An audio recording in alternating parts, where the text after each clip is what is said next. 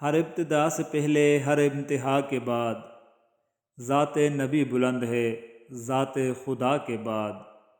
دنیا میں احترام کے قابل ہیں جتنے لوگ، میں سب کو مانتا ہوں مگر مصطفیٰ کے بعد، صلی اللہ علیہ وآلہ وسلم۔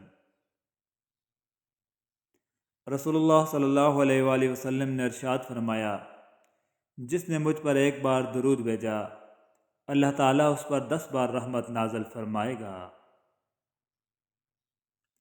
ہمیشہ یہ اظہار کریں کہ آپ بالکل ٹھیک ہیں، چاہے زندگی آپ کو کتنی ہی مشکلات میں کیوں نہ ڈالے، کیونکہ رازداری دوسروں کے رحم کرنے سے کہیں زیادہ خوبصورت ہے۔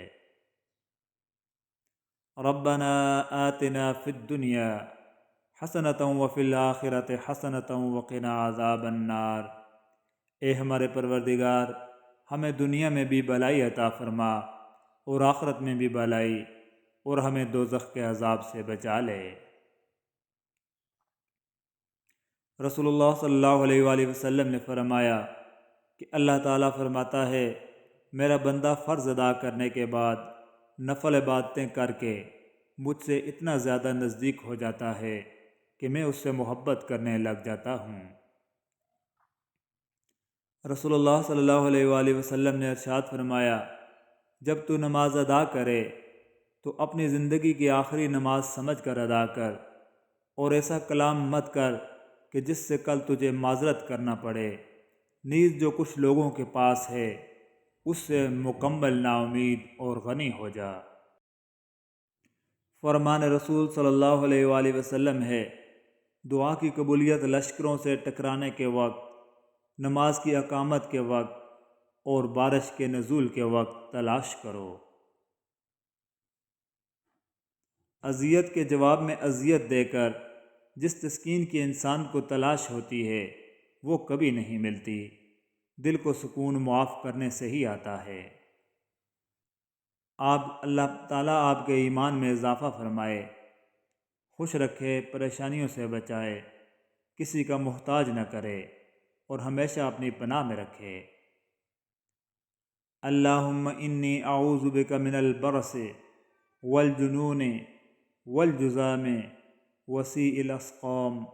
اے اللہ، بے شک میں تیری پناہ مانگتا ہوں برص، پاگل پن، کوڑ اور انتہائی مہلک بیماریوں سے۔ جب تمہارا نفس اور شیطان تمہیں یہ وسوسے دلائے کہ تمہاری دعاؤں کا کوئی فائدہ نہیں ہونے والا، تو خود سے وہی کہو جو زکریا علیہ السلام نے کہا تھا، وَلَمْ أَكُمْ بِدُعَائِكَ رَبِّ شَقِيًّا۔ اے میرے پروردگار، میں تجھے پکار کر کبھی محروم نہیں رہا۔ رسول اللہ صلی اللہ علیہ وآلہ وسلم نے ارشاد فرمایا، اللہ اس شخص کو تازہ رکھے جو میری بات سنے اور اسے لوگوں کو پہنچائے، کیونکہ بہت سے فقہ کی باتیں سننے والے خود فقیہ نہیں ہوتے، اور بعض ایسے ہیں جو فقہ کی بات سن کر ایسے لوگوں تک پہنچاتے ہیں جو ان سے زیادہ فقیہ ہوتے ہیں۔ رسول اللہ صلی اللہ علیہ وآلہ وسلم نے ارشاد فرمایا، جب بھی کوئی بندہ خلوص دل سے لا الہ الا اللہ کہے گا اور کبائر سے بچتا رہے گا تو اس کے لیے آسمان کے دروازے کھول دیے جائیں گے، اور یہ کلمہ لا الہ الا اللہ عرش تک جا پہنچے گا۔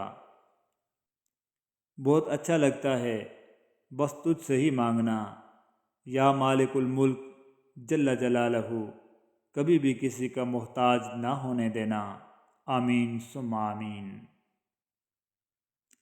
رسول اللہ صلی اللہ علیہ وآلہ وسلم نے ارشاد فرمایا، مومن نہ تانا زنی کرنے والا ہوتا ہے، نہ لعنت بھیجنے والا، نہ بیہودہ بکنے والا، نہ بے حیائی کی گفتگو کرنے والا۔ رسول اللہ صلی اللہ علیہ وآلہ وسلم نے فرمایا، اپنے سے نیچے درجے کے لوگوں کی جانب دیکھا کرو اور اوپر کے درجے کے لوگوں کو نہ دیکھا کرو۔ اگر تم ایسا کرو گے تو اللہ کی نعمت کو حقیر نہ گردانو گے۔ یا رب علق قلبی بما یرضیک۔ اے میرے رب، میرا دل ان چیزوں کی طرف مائل کر دے جن سے تو راضی ہوتا ہے۔ آمین ثم آمین۔ گھر کی چٹائی ہسپتال کے بیڈ سے بہتر ہے اور زندگی کی تنگی سانس کی تنگی سے بہتر ہے۔ ہمیشہ اپنے رب کا شکر ادا کیجیے۔ الحمدللہ رب العالمین۔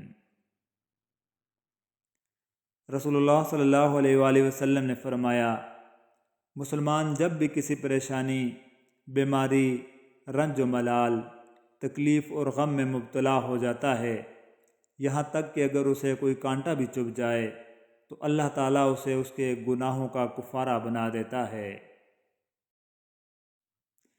علامہ محمد اقبال فرماتے ہیں، میں ایک شب خدا کے سامنے بہت رویا کہ مسلمان کیوں زار و خوار ہیں۔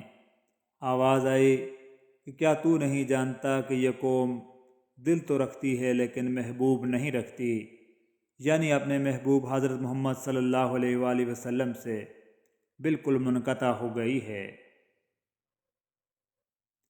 حضرت عبداللہ بن عباس رضی اللہ تعالیٰ عنہ سے مروی ہے کہ نبی کریم صلی اللہ علیہ وآلہ وسلم نے فرمایا، جو شخص پابندی کے ساتھ استغفار کرتا ہے، اللہ تعالیٰ اس کے لیے ہر غم سے نجات اور ہر مشکل سے نکلنے کا راستہ بنا دیتا ہے اور اسے وہاں سے رزق دیتا ہے جہاں سے اس کے وہم و گمان میں بھی نہ ہو۔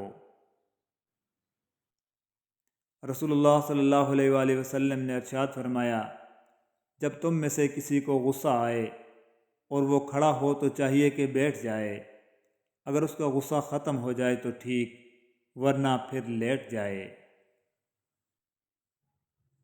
یا ستار العیوب، اے عیبوں پر پردہ ڈالنے والے، میرے عیب چھپا، اس دنیا میں بھی اور آخرت میں بھی۔ ہدایت اور ثابت قدمی اپنے لیے متواتر طلب کرتے رہو۔ تم نہیں جانتے کہ کب تم کوئی خطا کر بیٹھو اور کب صراط مستقیم سے ہٹ جاؤ، اس لیے جب بھی سیدھی راہ طلب کرو تو ساتھ اس پر قائم رہنا ضرور مانگو۔ ہر دن جب آپ کو اپنی خواہشات اور اللہ کے درمیان انتخاب کا سامنا کرنا پڑے تو اللہ کا انتخاب کریں، ان جگہوں اور لوگوں سے دور بھاگیں جو آپ کے ایمان کے لیے زہر کی طرح ہیں۔ اللہ کا انتخاب کرتے رہیں اور ایک دن ایسا آئے گا جب وہ آپ کو ہر اس شہوت کے بدلے اجر دے گا جس پر آپ نے اس کی رضا کے لیے قابو پایا ہوگا۔ حضرت رابعہ رحمۃ اللہ علیہ کا قول ہے، ہمارا استغفار بھی استغفار کا محتاج ہے، یعنی اس لیے کہ اس میں سچائی نہیں ہوتی۔ رسول اللہ صلی اللہ علیہ وآلہ وسلم نے ارشاد فرمایا، حقیر و معمولی گناہوں سے بچو کیونکہ اللہ تعالیٰ کی طرف سے ان کا بھی مواخذہ ہوگا۔ جب گھریلو فیصلے کرنے کے لیے باہر کے بندے کی ضرورت پڑ جائے تو سمجھ لیں کہ آپ کا خاندان تباہ ہو چکا۔ ہم اللہ کی ساری تخلیق میں سے سب سے زیادہ عزت دار پیدا کیے گئے ہیں۔ ہماری عزت جس انسان کو سب سے پہلے کرنی چاہیے تھی وہ ہمارا اپنا آپ تھا، اور ہم اسی ایک بات کو نہیں سمجھتے۔ ہم لوگوں سے عزت مانگتے ہیں، محبت مانگتے ہیں، یہ دونوں چیزیں ہمیں پہلے اپنے آپ سے مانگنی تھیں۔